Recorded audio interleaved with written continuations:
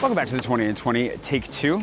Jay Swanson, and we're going to be doing the 6th arrondissement today. And if you're curious, like, what the heck is a 20 and 20? I've been doing a video in every arrondissement and releasing it every week. And there are 20 arrondissements, so it's taking 20 weeks, thus 20 and 20. And today we're in the 6th arrondissement, and I'm going to show you some of my favorite stuff in this neighborhood. There is way more here than I could ever show you in one video, and that's why we just keep coming back. I love this place. It does maintain a little bit of mystery for me because I do like to explore it a little bit by little bit. I don't come over to the left bank nearly as much as I probably should, but that's also partially a conscious choice to try and keep the mystery of Paris alive. Still feels like I'm traveling when I'm here. We're gonna get to this amazing park. We're gonna do some exploring, just like you should do when you're here, but we should probably get out of the sun for a minute. I'll give you a tip about that in a second. I have a little bit of a different take on the whole coffee and viewpoint combination here today. I've headed to one of the bakeries in my guide and grab whatever pastry it is you're craving, and then hop down the street to grab a coffee to go, because you're gonna go from here straight back to Sulpice with one of my favorite views, or normally one of my favorite views, except there's like a market going on here for like math. It doesn't really matter what's happening. It's not gonna be here when you get here, but you can see it in other videos. This square is really lovely. The fountain is beautiful. Usually cools the square down very nicely. There's often shade. You can come here, sit with your coffee, enjoy a pastry, and just watch the world go by in normal times. Also, going in the church is not a bad idea either. It's always really nice to check out, and it's not far from Jardin de Luxembourg, somewhere we're gonna be heading not too long from now. We'll be heading there soon. You know how English works. I clearly don't. Located just down the street from the strange centaur horseman with golf clubs coming out of his butt, you'll find Poilâne. Poilâne is a classic third-generation family-owned bakery that is just delicious. They're famous for their combination of collaborating with artists over history and also their sourdough.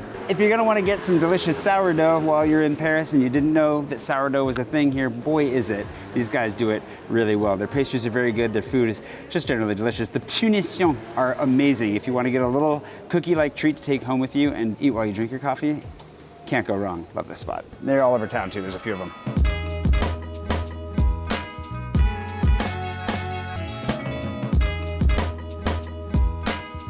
Ten Bells is one of the OG coffee roasters in Paris, but this location is really new and a lifesaver for the left bank because the 6th used to be really hard to find good coffee, especially up near the Marché, which is where we happen to be right now, and down the street, just straight down the street from Poilâne. So if you're looking to do a 1-2 combo, I realized after coming here, not even on the way, there's another spot on my guide that's even closer to Poilâne. So if you're looking to do the Poilâne coffee combo, probably go to that one, but you'll have to get my guide at parismypocket.com to figure out where it is. In the interim, 10 Bells is very good and worth a visit.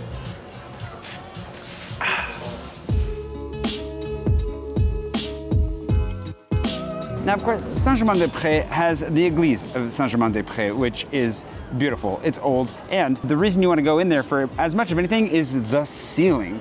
It is incredible. It's beautiful. The first time I went in here was during the last 20 and 20. I somehow had never walked inside, I don't think, and it blew my mind. Very good. But what I'm here to tell you about more, because this is pretty obvious, you're gonna see this and you're gonna want to go inside as soon as you do see it, is around to the left. If you go to the left past the tower, there's a little park on the corner.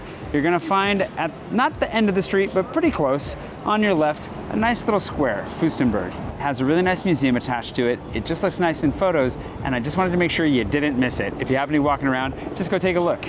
I think it's beautiful. I think it's quaint and quiet, and it's something that I think goes, well, used to go undiscovered. Now probably people know about it a lot more because of people like me. But you know, the point is, it's cool. I like it.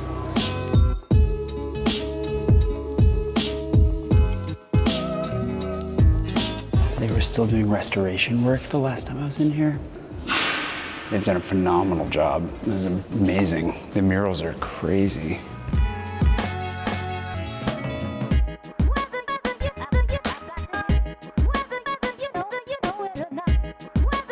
I've been craving this sandwich since the last time that I had it. When I came here for the ChatGPT video, it was partially out of rebellion, partially out of a sense of exploration.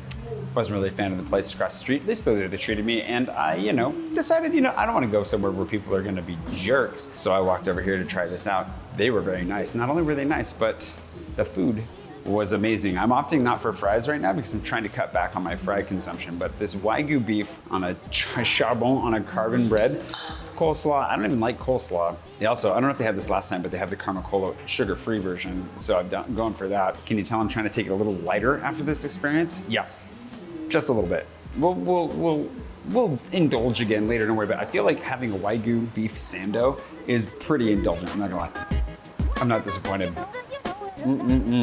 They also make a mean cup of coffee. Last time I was here, I think they have Kutum. I don't remember who they have on right now for beans, but they made me a flat white on my way out, and it was very good. So if you want to grab a sando, I really want to try, they've got like a fried tuna, which looks really good in a sandwich. I don't know if I've ever seen that in a sandwich before, but if you are craving, like, again, something as indulgent, it was 23 euros, this sandwich. So, you know, this is like, I don't think we did Homer. This is competing for the most expensive sandwich in this series. Generally, I aim for like the 14 bucks a person for the whole meal type of a place. 14 to 20. This is worth the splurge.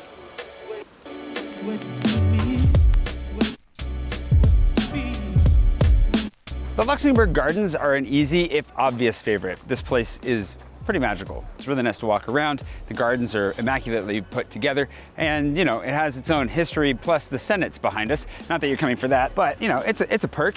The thing is that during the summer, it gets really, really hot out here, like really hot. It's dry, it's dusty, it's in the sun, and if you're walking around in the middle, which is kind of the more like, you know, picturesque location that you've probably seen the most of, you're gonna boil.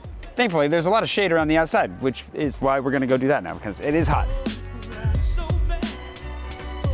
This park does have a lot going on. I pointed out in other videos, I mean, it's been in so many videos before, but you have little boats for the kids if they want to play with those. You have the Medici fountain, which is finally out of construction. Looks beautiful. It's usually pretty crowded. Today was like surprisingly small lines. Usually there's a huge line of people getting photos in front of it, but today was hardly anyone, which is also kind of nice. There are concession stands, so you won't be going without any snacks or cold treats, although they're gonna be pricey. Like, I wouldn't buy anything in here. Anytime I've ever bought anything in the park, I've regretted not having gone the extra 5 minutes out of my way to get like a cold drink or something before coming here, but it's a great place to bring your food and have a picnic. There was actually a woman sitting at the Medici fountain who I saw at the Sando place, who had her Sando and was sitting there eating it, which honestly is a great idea. Like, I should have done that. I was just starving, so I ate it right then and there. But this park is great for a chair-bound picnic. The grass is generally off limits. Not everywhere. You'll see some sections where it says that it's allowed for the moment, but in the center, definitely off limits. And in most other places where you see a lot of grass, it's gonna be off limits. So that is a different style of picnicking, but it's one that I actually really like. And if you're looking for a place to run in Paris, this is also a really good spot to go for a run if you're here. I've got some really interesting running routes in my guide that do end up crossing some streets and that do cross Paris, like that are great for exploring the city a little bit more. If you want to find a park where you can run a few laps or weave in and out a little bit and get your 5K in without getting too bored, this is one of probably my 2 favorite ones to do it within the city. There are some other options just outside the city, but we can save that for another video. For now, Luxembourg Gardens.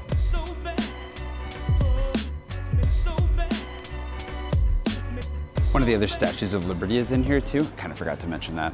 That's 2 I think we've seen so far in this series. We'll pick up a couple more before this is over. And speaking of statues of Liberty, thanks to today's patron producer, Nolan Stam, one of my oldest, longest running, most faithful patrons. He's been here for years. I should have looked up exactly how many years, but I'm guessing something like 6.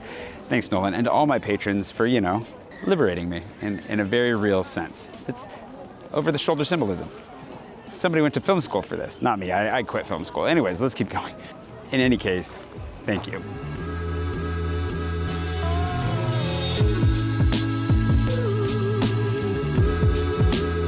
La Bon Comptoir du Marché. There's du terre, de mer, so you can get some delicious food, whether you like seafood or not. And then this is the tapas bar, natural wine. A couple of craft beers on hand as well, in case you're not a wine drinker. But we were just talking about how, like, I've been converted pretty thoroughly to natural wine. It's lighter, it's tastier. I have a harder time drinking conventional wine now. One of the reasons that I end up not getting wine so often when we're out and about in town, but if you come to a place like this, you can just tell them what you're looking for. Like the way that I ordered wine today was like, I'd like a glass if you have a light red, and he washed out with something fruity and delicious, very light and like not too strong for a summer day, which is exactly what you're gonna get here. Don't be fooled, because this place looks empty now. We're here in the middle of the afternoon, taking full advantage of the fact that not anybody's really around. This place gets packed, both around lunch, but also in the evening. Evening time, you wanna make sure you get here and grab a table if you see one, because you're gonna wanna hold on to that. That's prime real estate for the evening. The tapas, the food, the options that are here are really, really good. So you're gonna have great food to share, little plates with your friends, great wine to clink around, and delightful service, friendly staff, and in a fun location. There is a market in here. Fruit, cheese, all the stuff that you're gonna be looking for a classic picnic if you do wanna go to a market, but also a coffee shop that I recently discovered that's going in my guide that I didn't know was here until a few months ago. I don't think I was even aware. I was aware of its sister location, but not the one. It's kind of silly, you know what I mean? You'll figure it out. If you just look at a map, you'll figure it was tasty, it was good. Anyways, cheers.